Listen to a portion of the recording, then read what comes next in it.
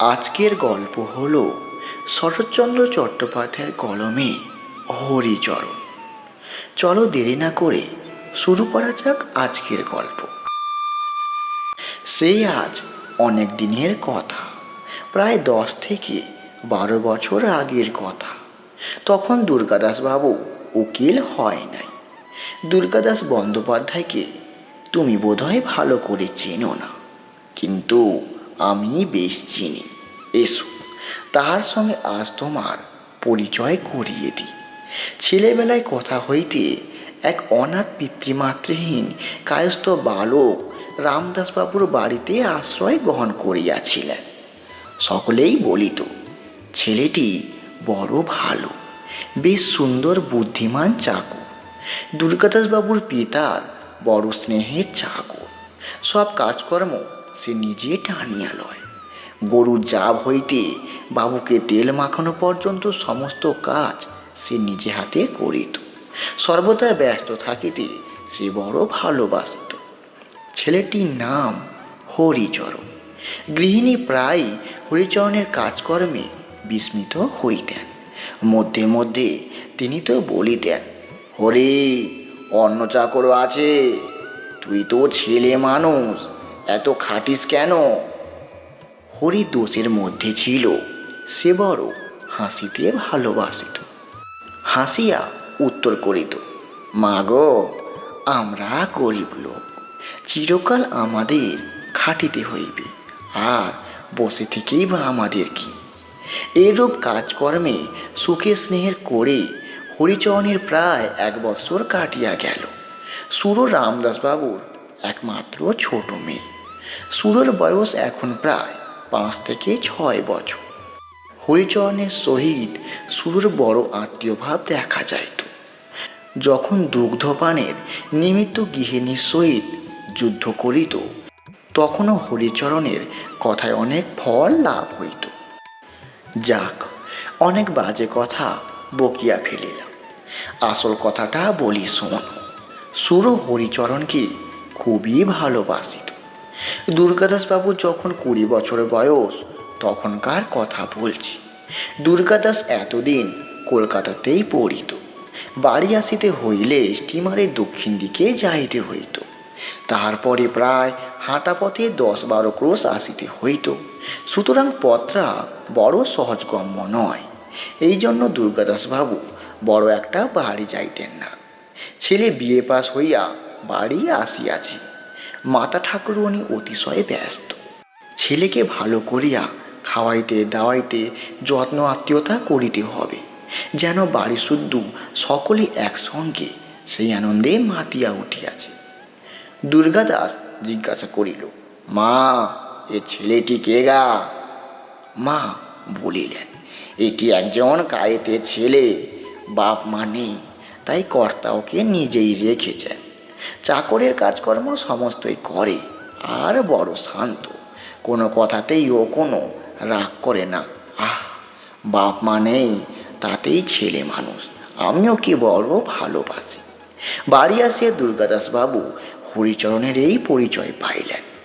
যা হোক, আজকাল হরিচরণের অনেক কাজ বাড়িয়া গেছে, সে তাহাতেও সন্তুষ্ট।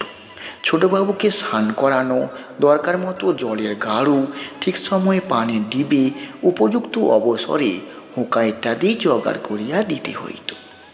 দুর্গাদাসবাবুও প্রায় ভাবেন, ছেলেটা বড় ইন্টেলিজেন্ট, সুতরাং কাপড় কাচা, তামাক সাজা প্রভৃতি কর্ম হরিচরণ না করিলে দুর্গাদাসবাবু তেমন একটা পছন্দ হয় না।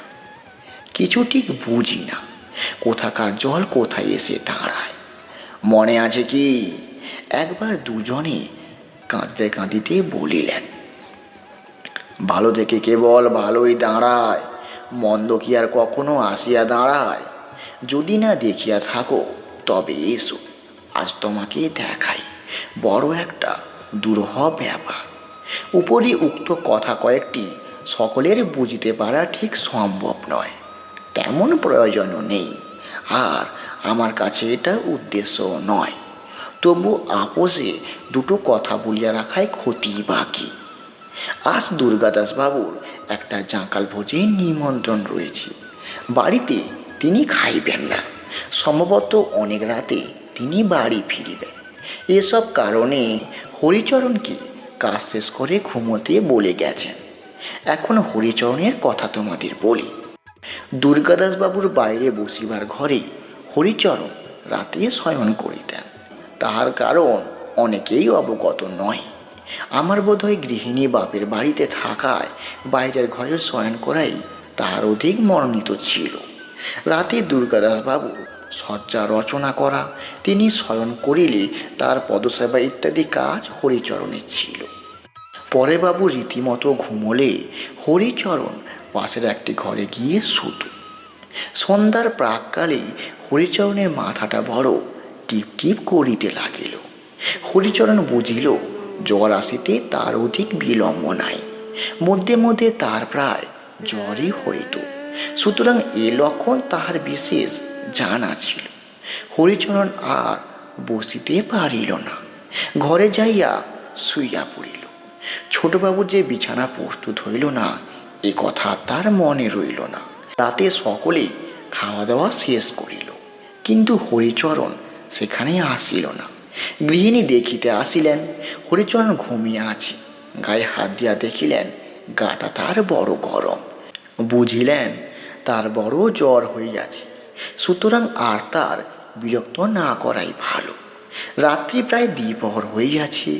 ভোজ শেষ করিয়া দুর্গাদাসবাবু বাড়ি আসিয়া দেখিলেন শয্যা তার এখনো প্রস্তুত হয় নাই।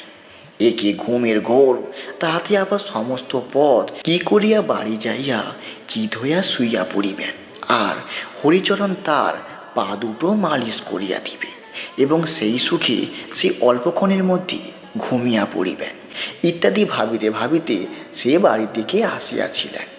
একেবারে হতাশ হইয়া বিমোষ হইয়া চলিয়া উঠিলেন।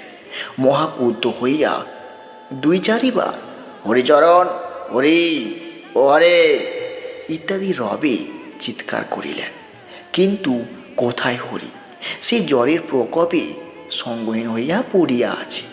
তখন দুর্গাদাস ভাবিলেন বেটা হয়তো ঘুমিয়ে আছে। ঘরে গিয়ে দেখিলেন বেশ মুড়ি দিয়া সে শুইয়া আছে। আর তার সহ্য হইল না।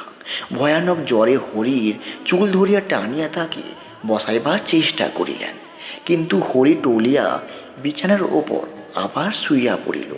তখন ক্রুদ্ধ হইয়া দুর্গাদাসবাবু বিস্মিত হইলেন। হরির পিঠে একটা লাথি মারলেন। সে ভীম প্রহারে চৈতন্য লাভ করিয়া উঠিয়া বসিল। দুর্গাদাসবাবু বলিলেন, কচি কোকা ঘুমিয়ে পড়েছ, বিছানাটা কি আমি করব? কথায় কথায় রাগ আরও বাড়িয়া গেল। হস্তের বেত্রে হরিচরণের পৃষ্ঠে দু তিনবার দাগও পড়িয়া গেল। হরি রাতে যখন পদসেবা করিতেছিল তখন এক ফোঁটা গরম জল বোধ হয় দুর্গাদাসবাবুর পায়ের উপর পড়িয়াছিল। সমস্ত রাত্রি দুর্গাদাসবাবুর নিদ্রা হয় নাই। এক ফোঁটা জল বড় গরম বোধ হইয়াছিল। দুর্গাদাসবাবু হরিচরণকে বড়ই ভালোবাসিতেন। তাহার নম্রতার জন্য দুর্গাদাসবাবুর কেন সকলেরই প্রিয়পাত্র ছিল হরিচরণ। বিশেষ এই মাসখানেকের ঘনিষ্ঠতায় সে আরও সবার প্রিয় হয়ে উঠিয়াছিল। রাতে কতবার দুর্গাদাসবাবুর মনে হইল একবার দেখিয়া আসেন, কত লাগিয়াছি, কত ফুলিয়াছি। সে যে চাকর তা তো ভালোই দেখায় না। কতবার মনে হইল একবার জিজ্ঞাসা করিয়া আসেন জ্বরটা কমিয়াছে কিনা, কিন্তু তাহাতে যে লজ্জা বোধ হয়। সকালবেলায় হরিচরণ মুখ ধুইবার জল আনিয়া দিল, তামাক সাজিয়া দিল। দুর্গাদাসবাবু তখন যদি বলিতেন আহ সে তো বালক মাত্র, তখনও তাহার তরদোষ পূর্ণ হয় নাই। বালক বলিয়া যদি একবার কাছে টানিয়া লইতেন, তোমার বেতের আঘাতে কিরূপ রক্ত জমিয়াছে, তোমার জুতোর কাঠিতে কিরূপ ফুলিয়া উঠিয়াছে, বালককে আর কি লজ্জা। বেলা 9টার সময় কোথা হইতে একখানা টেলিগ্রাম আসিল। সেই সংবাদে দুর্গাদাসবাবুর মনটা কেমন যেন বিচলিত হইয়া উঠিল। স্ত্রীর বড় রোগ, স্ত্রী বড় বিপদে পড়িয়াছে। ধরাস করিয়া বুকখানায় একটা হাত বসিয়া গেল। সেই দিনই তাহাকে কলকাতা চলিয়া আসিতে হইল। গাড়িতে উঠিয়া ভাবিলেন ভগবান বুঝি প্রায়শ্চিত করবে। প্রায় মাসখানেক হইয়া গিয়াছে। দুর্গাদাসবাবুর মুখখানি আজ বড় প্রফুল্ল। তাহার স্ত্রী এই যাত্রায় বাঁচিয়া গিয়াছেন, ওষুধপত্র পাইয়াছে। বাড়ি হইতে আজ একখানা পত্র আবার আসিয়াছে। পত্রখানি দুর্গাদাসবাবুর ভাই লিখেছে। তলায় এক স্থানে পুনশ্চ বলিয়া লিখিত রয়েছে, বড়ই দুঃখের কথা, কাল সকালবেলা 10 দিনের জ্বরে আমাদের হরিচরণ মারা গিয়াছে। মরিবার আগে সে আপনাকে অনেকবার দেখিতে চাইয়াছিল। মাতৃপিতৃহীন কি অনাথ হরিচরণ। ধীরে ধীরে দুর্গাদাসবাবুর মনটা যেন ভেঙে পড়ল। সে কান্নায় মাটিতে বসে পড়লেন। এই ছিল আজকের দিনের ছোট্ট একটা গল্প। গল্পটা তোমাদের কেমন লাগে ছোট্ট একটা কমেন্ট করে জানিও। গল্পগুলো ভালো লাগলে একটা লাইক, কমেন্ট এবং শেয়ার করতে ভুলো না। নিত্য নতুন গল্প শুনতে আমাদের চ্যানেল বিটি রেডিও স্টেশন .0 ইউটিউব চ্যানেলটি সাবস্ক্রাইব করে আমাদের সঙ্গে থেকো। ভালো থেকো, সুস্থ থেকো। আবার দেখা হচ্ছে কাল রাত ঠিক 9টার সময়। আসতে ভুলো না যেন।